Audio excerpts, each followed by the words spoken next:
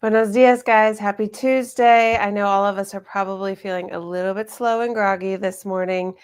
Yesterday, of course, was Memorial Day. Probably some of you saw that unhinged post from the president about Memorial Day, which did not once mention fallen soldiers. It was another rant on Biden's immigration policies. It was really wild. But in any event, here we are. It's Tuesday. We got a short week, but somehow these short weeks feel like long weeks. Does that happen to you guys where it's like you only have 4 days, but somehow it ends up feeling like 6? So here we go to a 6-day feeling 4-day week ahead of us. Anyway, I'm Kate, Lincoln-Goldfinch, immigration lawyer, here with you guys on Tuesdays in English to talk through immigration updates and answer your immigration questions and to give you an action tip for how to get involved and help immigrants if that's something that you're interested in doing. I'll be here on Thursday in Spanish. So with that said, let's get started on the news. So the first thing is the Trump administration is seeking to end something called the Flores settlement agreement. That may not mean much to you. That actually means a whole lot to me personally. That's because the Florida Settlement Agreement is an agreement that governs detention conditions for children in the United States. And this arose out of detention abuses many, many decades ago. And it has been the guardrail that has been in place also for many decades with various presidential administrations to govern when they have children in jail in immigration detention, what those detention conditions must be like. And the Florida Settlement Agreement was what helped my law professor, Barbara Hines, and the ACLU litigate the first family detention center. And many of you have heard my story about why I became an immigration lawyer when, as a law student in around 2006, 2007, I was sent to the Hutto Detention Center, which is actually in Taylor, next to the town of Hutto, but it's named after T. Don Hutto, who is the founder of the Corrections Corporation of America, or CoreCivic, which I don't know if this is true today, but at one time was the largest privately run prison company corporation in the United States. They have shareholders who profit off of the detention of people. And in any event, so this was during the second Bush administration, Bush the son. They had opened up this detention center for families. And so as a law student, I was sent to this detention center to do an intake with a family that was detained there. And this first family that I met there, they were from Iraq. They were Chaldean Christians. And it was a mom and a dad and a little baby. And they were all wearing prison issued uniforms. And the mom asked if I could take her baby out with me because it was such a horrible place. And at the time when they had opened, they were wearing prison uniforms. They were in their cells for up to 12 hours a day to conduct counts. They didn't have access to formula for the infants. They didn't have access to toys for the children. Just imagine being in a jail cell for 12 hours a day with a toddler, 3 toddlers. They didn't have playgrounds. They didn't have anything for children, and they were held indefinitely.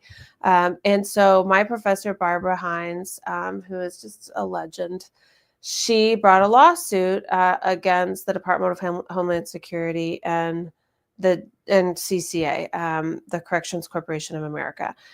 And they settled for improved conditions because of this Flores settlement agreement. The settlement agreement was what gave them the teeth to be able to improve the conditions. So even though the detention center didn't get shut down, what happened at Hutto was that we started to see these detention centers that are at least slightly thoughtful about the needs of children. So it's real eerie when you go into these places. Like, you'll see murals painted on the walls of the lunchroom. You'll see playscapes in the rec area, and then the cells keep their doors open. So it's still a jail, right? But it's the conditions are better, and the time in detention is much more limited because of Flores. So no surprise, I don't think, to anybody here, the Trump administration is seeking to end the Florida Settlement Agreement. The purpose of that, let's be clear, is so they can do whatever the hell they want to children in jail. Let that sink in. This is about kids. This is about children in jail. That's what they want. They want to do whatever they want to children in jail. So there's number one. Okay, number two, none of this is good news. No surprise. Number two is that the Texas House has passed SB 8 mandating that sheriffs collaborate with ICE. This is about what's called a 287G agreement. This is an agreement whereby local law enforcement has to collaborate, or signs on, I should say, to collaborate with ICE so that they become immigration enforcers. Sheriffs and police officers become an immigration enforcers. Many sheriff's offices are opposed to this requirement, and they've testified as such in front of the legislature because they're strapped. For example, Harris County has said that the Harris County Sheriff has says it would cost them over $1 million to cooperate with this mandate. I actually think it would be a whole lot more than that. But in any event, it's very costly, and most of the law enforcement officers who testify about this stuff say, no thanks, we're trying to focus on public safety and fighting crime. We're not exactly interested in being deputized to be immigration lawyers. But the legislature often does not care about stuff like that. And so they passed the bill. And now we're at the end of the session. So this is that moment. So it's the 24th of May. So this is that moment where you're going to hear about a flurry of bills passing through the House or passing through the Senate at the legislature. The last day is June 2nd. So things have to go through both sides. They have to be reconciled, and then they have to be signed by the governor, right? So all of that has to occur, but this is one that probably will make it through.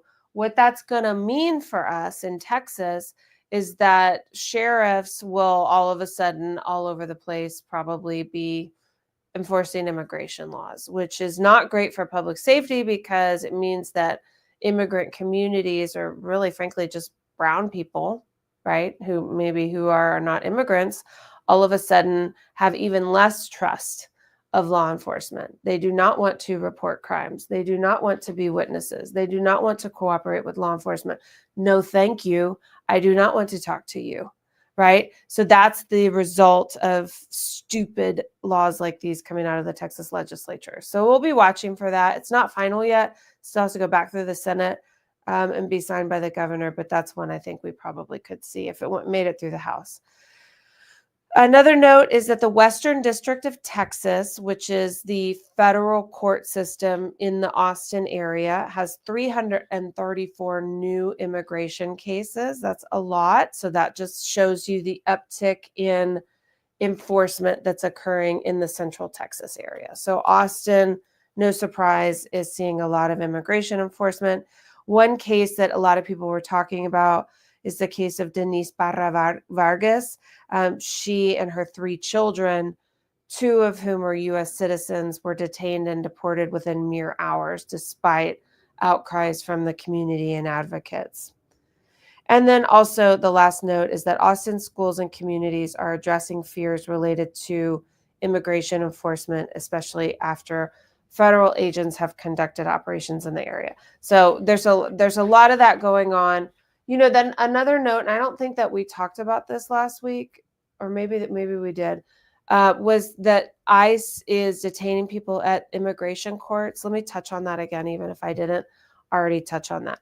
They're playing dirty games. Again, no surprise. What they're doing is people who are in immigration court proceedings, but let's be clear, they are following the rules. They're showing up to their court hearing. Many of them were admitted under the Biden administration under some type of parole or using the CBP-1 app, but they're in court. They're seeking asylum or other forms of relief. They're going before the judge. They get to court, and ICE, prosecutors are ICE attorneys in immigration court. So there's the immigrant, their attorney, ICE, prosecutors, and the judge. ICE is saying, Your Honor, we're going to just dismiss this proceeding. Just close it out. No big deal. We're going to allow this immigrant to apply for an affirmative application. So the immigrant, now everybody knows what's the game, so it's not going to occur in the same way. But what happened in the beginning is that immigrant and even some of the attorneys were like, okay, we'll take a dismissal. That sounds good. And then we'll apply for asylum affirmatively. So the judge would order the dismissal. Now this immigrant is no longer in immigration court proceedings, right? They are free from those proceedings, but they are no longer under the jurisdiction of the immigration judge. So they walk out of the courtroom, and ICE agents are there waiting to detain and apprehend, and then immediately deport this person under expedited removal. Here's why I think there's so many reasons that this is shameful. This is number one, it's a dirty trick, but number two, these are people who entered lawfully, many of them, who are complying with all the rules and regulations of their process and are showing up to court. And the Trump administration is so intent on convincing the American public that immigrants are rapists and murderers and just general lawbreakers and that they all must go. And yet they are being so lazy as to go after the lowest hanging fruit, which is the people who are fully registered and fully showing up for their court hearings. And then they're tricking them into dismissing their court case. It's like, could you get any more lame than that as, an agency? If you really want to convince us, ICE, that there are dangerous immigrants running around out there in the streets, then why don't you go find those people and stop detaining the people who are not criminals, who are following the rules and doing everything the right way, okay? That's because just a waste of time, not to mention the humanitarian disgust factor. Okay, I'm off my soapbox. Well, maybe for the next minute. Let's move to the questions. Feel free to submit your live questions. I will prioritize them, but I do have a list of questions that have come in from you all over the last week. Hi, I'm trying to help my nephew's mother. She and her 10-year-old son came legally from, nephew's mother. Okay. She and her 10-year-old son came legally from El Salvador, but were denied asylum and now have a removal order. They fled gang-related danger, possibly tied to the child's father. They've been in the U.S. for several years and have no family besides us. We don't have much money, but I want to know if there's any path to legal status for them and what the legal fees might be. Are there any pro bono options that you recommend? Okay, I presume the way that this question is written that we're talking about your brother's ex. Right? If your nephew's mother, but you haven't mentioned your brother, and she had his asylum and this other child, did she come here and she got with your brother and then they had another kid? Is that the deal? I'm going to just run with that. If that's true, okay, it sounds like she went to court, she lost her asylum case. This was a while ago, so probably the appeal window has passed. I want to know about her relationship with your brother. Because if you're asking, presumably he's not in the picture, he's not helping. In which case, what if she could apply for a VAWA case if things didn't go well with your brother and her? So I would want to talk to her. Of course, please tell her to call us. We're doing free consultations through the end of May. And it's almost the end of May. So definitely have her contact us and we'll talk through some options. Okay, escuché, this is a Spanish question, which I will also address in English. Escuché que el 30 de mayo entrará una ley para los que están esperando los permisos de trabajo. Si pagan cierta cantidad, su proceso solo tardará 30 días y no esperan más tiempo.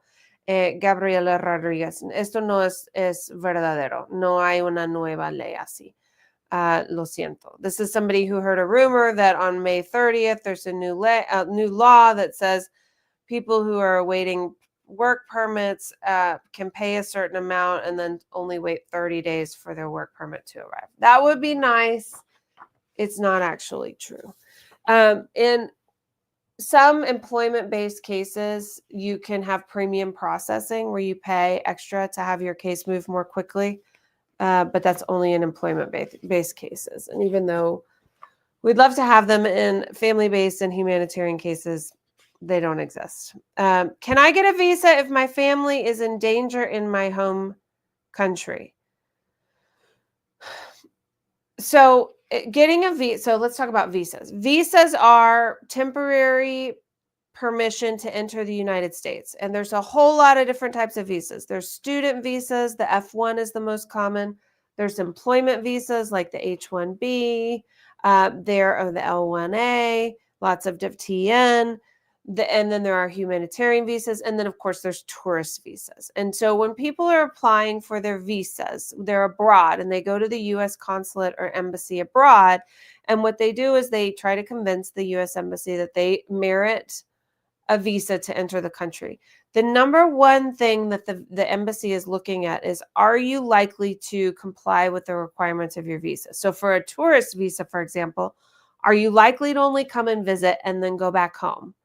So if somebody is in your home country where you're afraid of returning, presumably you are not someone who's going to comply with a tourist visa, right? You're going to come here and you're going to stay. And that's exactly what they're looking at when you apply for a tourist visa. So number one, it's harder to get a tourist visa in a country that has more immigrants. So Mexico, certain countries in Latin America, El Salvador for sure, Venezuela, Nicaragua, hard to come to the US with a tourist visa because lots of people come and stay. But particularly if you are in a situation where you are at risk, applying for a visa is not probably going to go well. And of course, asylum would be the general mechanism to apply for protection in the United States. But under the Trump administration, it's really, really hard to do that. A lot of asylum cases are not they're being disallowed right now, and people at the border are just being turned away. If I have a pending immigration case, do I need to stop working or studying while I wait for a decision? That really depends on the type of case you have. You're not technically supposed to work without authorization, so you're supposed to have a work permit in order to work. There's not the same prohibition against studying without a student visa. So if you're on some other type of visa and you want to study, go forth. There's no prohibition against that. But working without authorization isn't technically allowed. However, many cases are not impacted by having previous work without permission. So green card through family, humanitarian cases, all of that, they don't contain prohibitions against work without authorization in your past. Only employment-based cases do. So while I will say, no, you're not supposed to work without authorization, I will also say in many cases, having worked without authorization won't impact your eligibility or the outcome of your case. And that, of course, is something that you'd want to discuss in private with your lawyer so you can talk through the consequences of certain actions or inactions. That's really something that, lawyers, I'll just touch on this for a minute, like the ethical bounds of lawyers and what we do and what we don't do. A lawyer who is ethical is never going to should not tell their client, yes, go work without authorization. It's fine, right? Like, we're not going to say that. That wouldn't be ethical. What we do is we help you, our clients, understand the consequences of certain actions. So if you were to work, this is what might occur.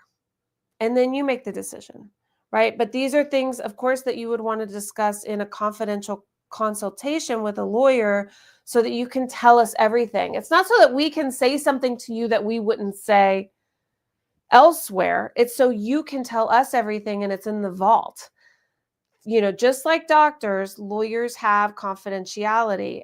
You can tell us anything, and unless you're actively planning on going out and committing a crime that's going to hurt someone, we keep your information in confidence. That's one of the protections of talking to a lawyer, as opposed to your neighbor or your friend or a notario about your immigration case, okay? Is it true that I could lose my residency if I don't pay taxes? No, not really. That's not a ground of deportability, is failing to pay taxes, but they could garnish your wages. If you owe taxes and you don't pay them, the IRS has a lot of power to go in and freeze your bank accounts. I was just talking to someone the other day who got their bank account frozen. So it occurs, and I recommend that, people pay taxes. Don't get into a situation where the IRS is freezing your bank accounts. Life is stressful enough as it is. Just try to pay your taxes. That's an easy one that we know we need to do. What happens if my work permit expires while my green card application is still processing? Well, you should file the renewal before it expires, because that type of renewal contains an automatic extension. The timing is such that your green card should arrive before the work permit expires, but every once in a while there's a weird glitch in the system, and so you want to file to renew the work permit before the expiration date. Before the expiration date. Everybody who has a card, like a green card, or a work permit or something, file before the expiration date, not after the expiration date. That's just a general tip. How can I prove I don't have a criminal record in my home country for my green card application? That's not something that you have to approve, or you have to prove in a green card application. In a VAWA case, you do have to show good moral character. So the way to do that is to show a report in all the places that you've lived. Sorry, my dogs are barking. Do you have that where you're like, your dogs start barking and it's really distracting? Oh, I shake it off. Okay, let me get my brain back put online. Okay. You do. Okay, let me back up. How do you prove that you don't have a criminal record in your country for your green card application? Okay, for VAWA, you have to show good moral character, and you could show that you don't have an arrest history where you've lived.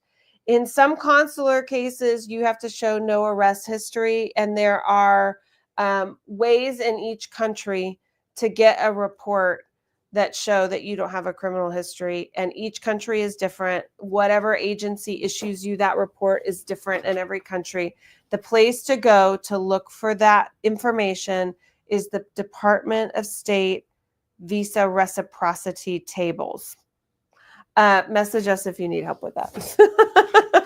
And we can help you figure that out. Okay, Christian, bankruptcy and conditional green card. Will it be harder for the removal of conditions or naturalization? No, bankruptcy does not impact immigration eligibility.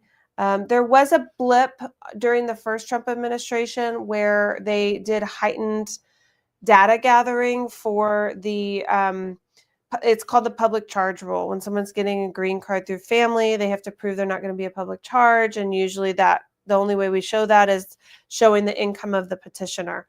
For a minute during Trump 1.0, we had to submit more information about the financial situation of the applicant. It was very onerous. Everybody hated it. And there was a question around bankruptcy for the applicant, but that went away due to litigation, and so far has not been a threat of Trump 2.0. Of course, nothing saying that they wouldn't bring it back, but right now that doesn't seem to be on the radar. And if you need to do bankruptcy by all means. We had a bankruptcy practice for a little bit in at the firm. Actually, during the pandemic, I was looking for financial resources in Spanish, and I was Googling bancarrota, and I saw nothing coming out. And so I thought, oh, this is something that we could provide. We ended up not continuing the bankruptcy practice at the firm because we really want to focus on immigration for our clients. It's just obvious. It's obvious for obvious reasons. But I have a bankruptcy firm that absorbed all of our clients and our team, and they're really great. It's called Cannon Moore Law, local in Austin. And so, Christian, if you need bankruptcy in Central Texas, I recommend Cannon Moore. It starts with a K, Cannon Moore. My spouse and I are having problems and may separate. How will this affect my visa or residency application? Definitely would affect it if you were getting your green card through that spouse, and you'd want to consult with us before you take any actions, before you separate, before you divorce. Think of it as like, you're obviously going to, if you're married, you're going to go to a divorce lawyer, right? You're going to have a consultation with a divorce lawyer about like, okay, what do I need to do? What documents do I need to gather? How do I need to be ready? What does the timeline look like? Blah, blah, blah, blah, blah. Do that same thing for immigration. And I know you asked me the question, so you're like, that's what I'm doing. I'm asking you. We need a confidential consultation because I have a lot of questions.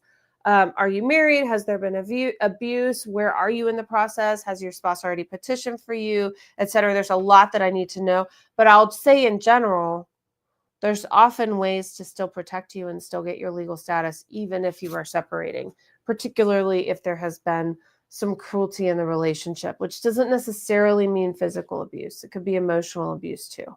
So reach out to us and we'll schedule a consultation and go through that with you. I have a criminal record. Can I still apply for a green card or citizenship? It depends. Of being a lawyer, There are certain crimes that are disqualifying for green cards. They're called, grounds of inadmissibility. Definitely drugs is a big one. Okay, so anything other than 30 grams of marijuana is a big deal in immigration. So if you have any drug convictions, that could potentially be a big issue. And also just the general categories of problematic convictions or criminal issues are drugs, weapons, theft, violence. In those 4 categories, if you've got a conviction, you need to talk to a lawyer and you may be barred from getting immigration status. Drugs, weapons, theft, violence. Can I change my immigration status if my student visa is about to expire? Maybe. Typically on student visas, you graduate, you get OPT, you get a job, you work for a company under your OPT, and ideally that company likes you and they want to petition for you to stay and get like an H-1B and then maybe your green card. That's the general flow of these things. So if your student visa is about to expire, check with your international student office about whether you have OPT, work permission, and then start looking for a job. Is there any new program for people who have lived in the U.S. for many years without legal status? Unfortunately, no, not right now. I sure hope that they come up with something that would be a really good solution.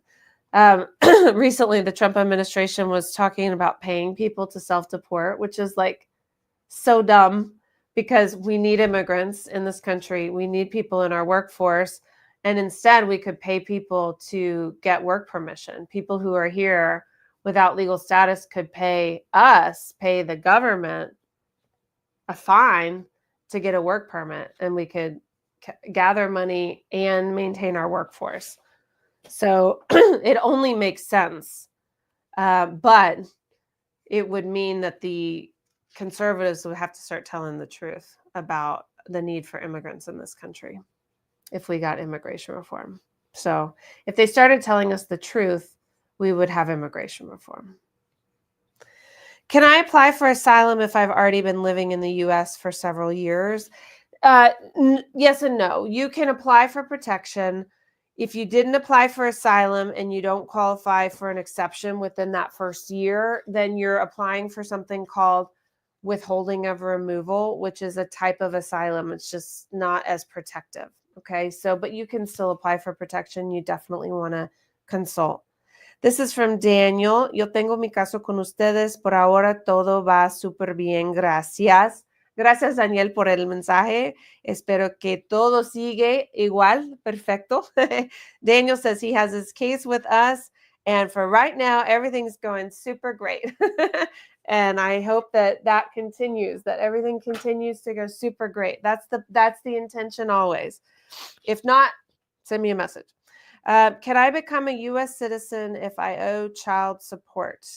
No, you cannot. So if you owe taxes or if you're owe tax debt or child support debt, they won't approve you for citizenship because you have to prove you have good moral character, and that's one of the rules about good moral character is that if you owe taxes or child support, then you can't prove good moral character. So you want to get current on that in order to become a citizen. Can my U.S. citizen child petition for me if I have an unlawful presence bar? So they can petition for you, but you can't get a waiver for unlawful presence based on your relationship to that child. So this is very common. People enter the country without a visa, or they did many years ago. That doesn't really happen now, but let's say 20 years ago they did. They have a child, that child's turning 21, the child can now petition for them, but because they entered without a visa, they can't get a waiver. So there's some ways around that. Some examples are if there's been cruelty in that relationship, or if someone has served in the military, or if a petition was filed before 2001. These are some of the ways that we can look for exceptions. So in that situation, I would say we definitely do want to have a consultation and talk through whether there's any way we can help you get legal status. There's also other options not based on the child, like a T visa or U visa, depending upon your time and your history in the United States. So definitely worth a consultation. If you've been in the country for a really long time and you haven't consulted with a lawyer, please do that, because when we consult with someone, we're talking through, okay, When did you get here? What's your job history? What's your relationship history? What's your family like? We are exploring lots of different avenues of potential ways to get status. And our consultations right now are free through the end of May. So definitely reach out and schedule your consultation if you've been here for a while. How does a divorce affect my conditional residency?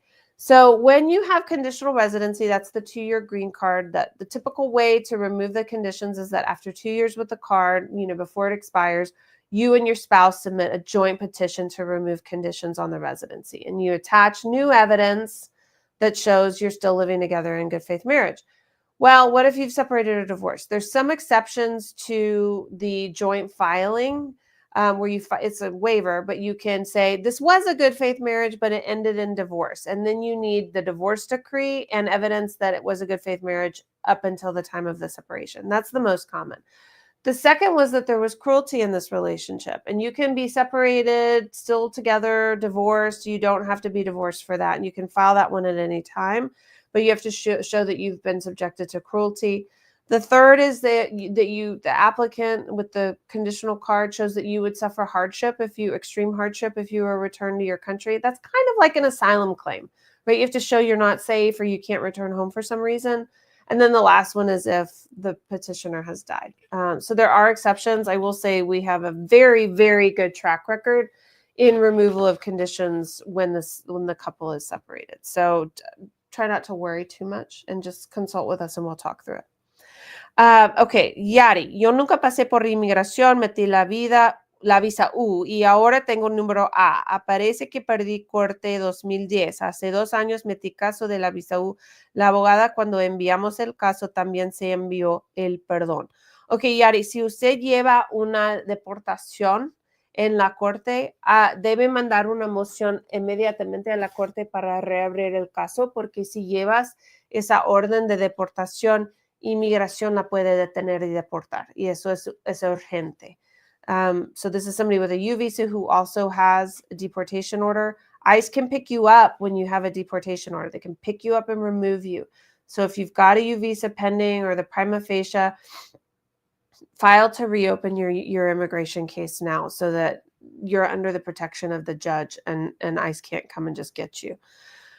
All right, y'all, let's finish up with our questions. Thanks for being here with me. Gracias por las preguntas. Nos vemos el jueves en español. And always, I've got an action tip for you for how to help immigrants or the immigrant community. The tip of the week is to check on your local food bank. Donate, volunteer, see how they're doing, what they've got coming up. There's lots of budget cuts, layoffs, costs of food are rising, and what this means is that there's a lot of need on the food pantries. They are giving out a lot of food. Also, I will note we're entering the summer, and there's a lot of children who rely upon free school lunches for sustenance, and they're losing that right now because it's summertime. So food pantries need food and support and money more than ever, particularly in the summer. So if you're looking for somewhere to help, go there. Most food pantries do not discriminate based on immigration status. You might want to just confirm that before you donate to a particular food pantry, if that's something that you care about, which I hope that it is. And I really appreciate you guys being here with me. I hope you have a good short week that feels long. And I'll see you on Thursday en español. Adiós.